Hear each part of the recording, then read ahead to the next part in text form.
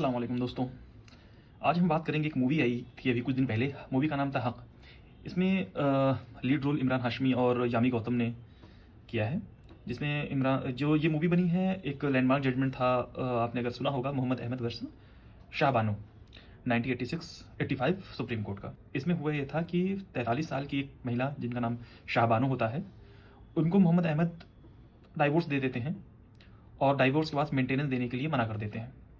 शाहबानो वहाँ के मध्य प्रदेश की कोई मजिस्ट्रेट कोर्ट में केस फाइल करती हैं, अंडर सेक्शन 125 CRPC, जिनके तहत उनको 25 रुपये का मेंटेनेंस मिलता है। इस ऑर्डर की, इस जजमेंट के अगेंस्ट मोहम्मद अहमद क्या करते हैं कि मध्य प्रदेश हाई कोर्ट में एक अपील फाइल करते हैं और कहते हैं कि मैं मुस्लिम हूँ, एज अ मुस्लिम मेरे ऊपर सिर्फ इद्दत तक ही मेंटेनेंस बनता है, उसके बाद हम मेंटेनेंस देने के लिए लायबल नहीं हैं।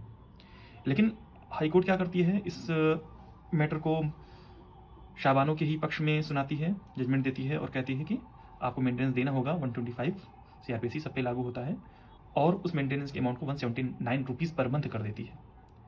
इसके बाद मोहम्मद अहमद इस केस की अपील करते हैं, जजमेंट को चैलेंज करते हैं सुप्रीम कोर्ट में, और एक लैंडमार्क जजमेंट आता है सुप्रीम कोर्ट की तरफ से, जो कि ये रूल करता है कि 125 CRPC सबके ऊपर लागू होगा। वो किसी भी कास्ट का हो, किसी भी रिलीजन का हो, सब पे लागू होगा।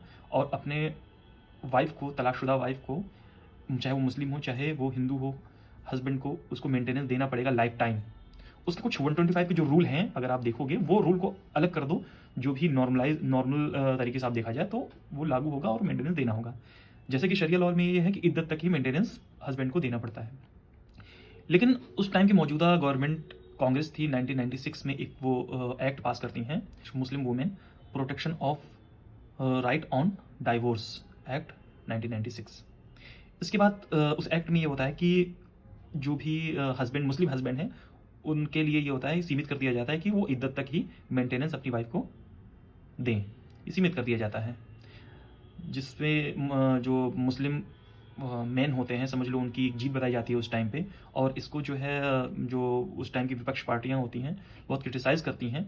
और इसके बाद 2001 में एक जजमेंट आता है सुप्रीम कोर्ट का, जिसका नाम होता है Daniel Latifi versus Union of India 2001, जिसके तहत फिर से सुप्रीम कोर्ट जो सीमित की होती है, उस एक्ट में जो सीमा बनाई गई होती है कि मेंटेनेंस सिर्फ इद्दत तक ही होगा, उसको ख़त्म कर देती है उसके। और सुप्रीम कोर्ट यही कहता है कि आपको 125 के तहत आपको लाइफ टाइम मेंटेनेंस देना पड़ेगा।